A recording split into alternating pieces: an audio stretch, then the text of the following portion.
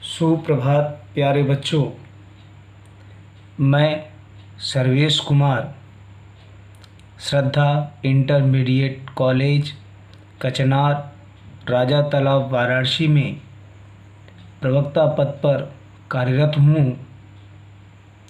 प्यारे बच्चों, गत माह हम लोगों ने कक्षा 12 कला वर्ग विषय हिंदी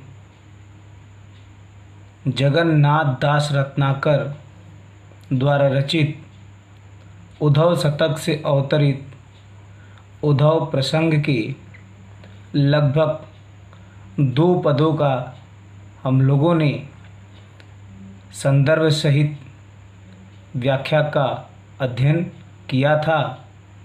आज हम सब उद्धव प्रसंग के आगे के पदों का संदर्भ सहित व्याख्या करेंगे।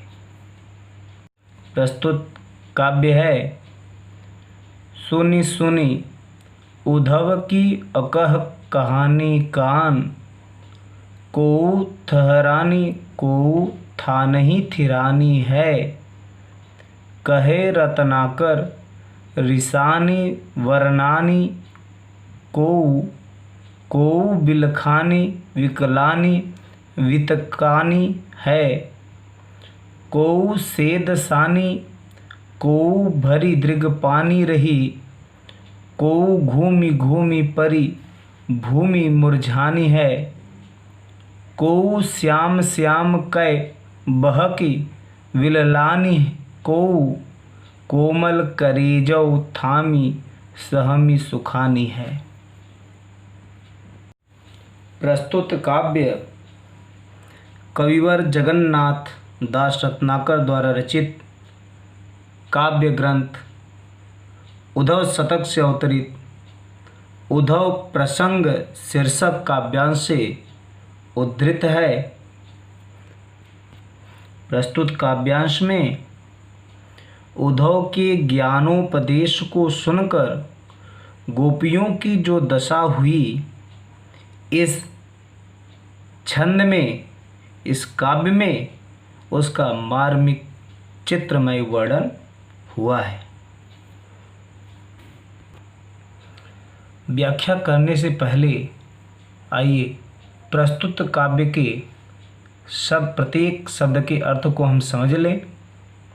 सुनी सुनी, यहाँ पर देखिए एक ही शब्द 2 बार आया हुआ है, इसलिए यहाँ पर पुनरुक्ति प्रकाश अलंकार का प्रयोग है। सुनी सुनी उद्धव की अकह कहानी। अकह का तात्पर्य है जो कहने योग्य न हो, जो कहने योग्य न हो उसे कहते हैं अकह। कहानी का अर्थ है यहाँ पर कृष्ण का योग संबंधी असह्य एवं निष्ठुर संदेश। कहानी का अर्थ यहाँ पर कहानी का सीधा सा अर्थ है कथा। तो कथा किसकी कथा? कृष्ण का योग संबंधी असह्य एवं निष्ठुर संदेश। मतलब ये है कि श्री कृष्ण के द्वारा संदेश उद्धव के माध्यम से भेजा गया है, इसलिए इस पद में कहानी का अर्थ यहाँ पर कृष्ण का योग संबंधी असह्य एवं निष्ठुर संदेश माना जाएगा। को थरानी, को का अर्थ है यहाँ पर कोई गोपिका। थरानी का अर्थ है कांपने लगी। थानही का अर्थ है स्थान। थिरानी का अर्थ है खड़ी रह गई, स्थिर हो गई। कहे रत्नाकर जी कहते हैं कि कोई गोपिका रिसानी। रिसानी का अर्थ यहाँ पर क्रोधित तो हो गई। तो बरनानी को का अर्थ कोई, बरनानी का अर्थ है बड़बड़ाने लगी। को बिलखानी का अर्थ यहाँ पर विलाप करने लगी। कोई विलाप करने लगी। विकलानी का अर्थ यहाँ पर है विकल हुई, व्याकुल हो गई। वितकानी का अर्थ है थकित या शिथिल होना, ठंडा होना। कोऊ सेद सानी, सेद सानी का अर्थ यहाँ पर पसीना, सेद सानी का अर्थ क्या है? पसीना। सानी का अर्थ है तर जाना, पसीने से तर जाना। कोऊ भरी दृग पानी, दृग का अर्थ यहाँ पर नेत्र, पानी का अर्थ यहाँ पर आंसू, तो नेत्रों में पानी भरी भर आया। कोऊ घूम घूमी, घूमी घूमी मतलब चक्कर खाकर, मुरझानी माने मूर्छित हो गई। कोऊ श्याम श्याम, श्याम का अर्थ यहाँ पर श्री कृष्ण है, श्याम का अर्थ यहाँ पर क्या है? श्री कृष्ण है। यहाँ पर भी पुनरुक्ति प्रकाश अलंकार का प्रयोग है। बहकी बिल्लानी को श्याम श्याम कही बहकी बिल्लानी को, श्याम श्याम का अर्थ है श्री कृष्ण, कई का अर्थ है यहाँ पर कहकर। बहकी का अर्थ हो गया यहाँ अपने आप से बाहर होकर, अपने आपे से बाहर होकर, आवेश में आकर। बिल्लानी का अर्थ है तड़पने लगना, तड़पना। कोमल करेजो, करेजो का अर्थ यहाँ पर कलेजा, हृदय। थामी का अर्थ यहाँ पर थाम कर, पकड़ कर। सहमी का अर्थ है यहाँ पर भयभीत होना। सुखानी का अर्थ है सूखना। आइए इसका प्रत्येक हम लोगों ने अर्थ जाना, अब आइए हम सब व्याख्या करते हैं इसकी। कि उद्धव की अकह कहानी, उद्धव के द्वारा अकह न कहने योग्य कहानी, उद्धव के द्वारा न कहने योग्य कहानी। कहानी का अर्थ भी हमने आपको बताया कि जो कृष्ण का योग संबंधी असह्य एवं निष्ठुर संदेश है वह यहाँ पर कहानी का अर्थ द्योतित करती है। तो उद्धव के द्वारा न कहने योग्य कहानी अर्थात कृष्ण का योग संबंधी असह्य एवं निष्ठुर संदेश, निष्ठुर संदेश। कान, कान का अर्थ है कान। अपने कानों से सुनकर उद्धव के द्वारा न कहने योग्य कहानी को अपने कानों से सुनकर कोई गोपिका ठहरानी कांपने लगी। तो कोई गोपिका था नहीं अपने स्थान पर, थिरानी स्थिर हो गई। उद्धव के द्वारा न कहने योग्य कहानी अर्थात कृष्ण का योग संबंधी असह्य एवं निष्ठुर संदेश अपने कानों से सुनकर कोई गोपिका कांपने लगी। तो को था नहीं थिरानी है, कोई गोपिका अपने स्थान पर स्थिर हो गई, खड़ी की खड़ी हो रह गई। कहे रत्नाकर, रत्नाकर जी कहते हैं कोई गोपिका रिसानी उद्धव के योग की बातों को सुनकर क्रोधित होने लगी। तो को बरनानी, कोई गोपिका बड़बड़ाने लगी। को बिलखानी, कोई गोपिका बिलाप करने लगी। कोई गोपिका क्या करने लगी? बिलाप करने लगी। तो को बिकलानी, कोई विकल हो गई, व्याकुल हो गई। बितकानी, कोई शिथिल हो उठी। तो कोई सेदसानी, कोई पसीने से तर हो गई। को भरी दृग पानी, किसी की आँखों में पानी भर आया, किसी की आँखों में पानी भर आया।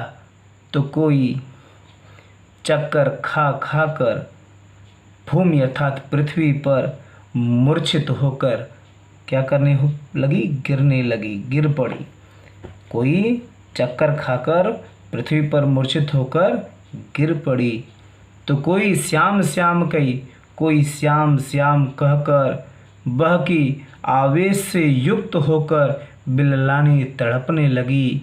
तो कोमल कलेजो, कोई गोपिका कोमल कलेजे को थामी पकड़कर सहमी डर कर सूख गई। कोई गोपिका श्याम श्याम कहकर आवेश से युक्त होकर तड़पने लगी। तो कोई गोपिका कोमल कलेजे को पकड़कर भयभीत होकर सूख गई। अर्थात वहाँ पर उपस्थित प्रत्येक गोपी दुख और वेदना की, वहाँ पर उपस्थित प्रत्येक गोपी दुख और वेदना के असीम और अथाह सागर में डूबने और उतराने लगी। कहने का भाव यह है कि वहाँ पर जितने भी उपस्थित गोपिका हैं वह समस्त गोपिका दुख और वेदना के असीम और अथाह सागर में क्या होने लगी, डूबने और उतराने लगी। आइए इस पद का एक बार हम पुनः व्याख्या कर लेते हैं कि उद्धव के द्वारा न कहने योग्य कहानी अर्थात कृष्ण का योग संबंधी असह्य एवं निष्ठुर संदेश अपने कानों से सुनकर कोई गोपिका कांपने लगी तो कोई गोपिका अपने स्थान पर खड़ी रह गई, स्थिर रह गई। रत्नाकर जी कहते हैं कि कोई गोपिका क्रोधित तो हो उठी तो कोई गोपिका बड़बड़ाने लगी, कोई गोपिका विलाप करने लगी तो कोई व्याकुल हो उठी, तो कोई शिथिल हो उठी, कोई पसीने से तर हो गई, किसी की आंखों में पानी भर आया तो कोई गोपिका चक्कर खा खा कर पृथ्वी पर मूर्छित होकर गिर पड़ी, कोई श्री कृष्ण कह कहकर आवेश से युक्त होकर तड़पने लगी तो कोई कोमल कलेजे अर्थात हृदय को पकड़कर भयभीत कलेजे को पकड़कर भयभीत होकर सूख गई। कहने का भाव यही है कि उस समय वहाँ पर उपस्थित जितने भी गोपिका थे वह समस्त गोपिका दुख और वेदना के असीम और अथाह सागर में डूबने और उतराने लगे। देखिए, तो प्रस्तुत काव्य में एक सजीव वर्णन यह भी दिखाई दे रहा है कि इसमें सात्विक अनुभव पर आधारित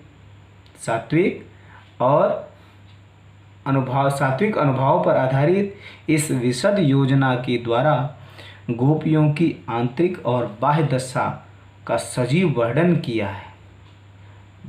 आंतरिक और बाह्य दशा का सजीव वर्णन किया है। इसके साथ ही इस पद में श्री कृष्ण के प्रति अदम्य प्रेम और योगाभ्यास के प्रति रुचि का भी वर्णन हुआ है। प्रस्तुत काव्य का काव्यगत सौंदर्य यह है: भाषा ब्रजभाषा, रस विप्रलंभ श्रृंगार, शब्द शक्ति लक्षणा, गुण प्रसाद, छंद मनहरण सवैया छंद, अलंकार पुनरुक्ति प्रकाश अनुप्रास तथा पद मैत्रेय का प्रयोग हुआ है। मैं आशा करता हूँ कि अभी मैंने जो यह पद पढ़ाया है यह पद आपको भली भांति समझ में आया होगा। धन्यवाद।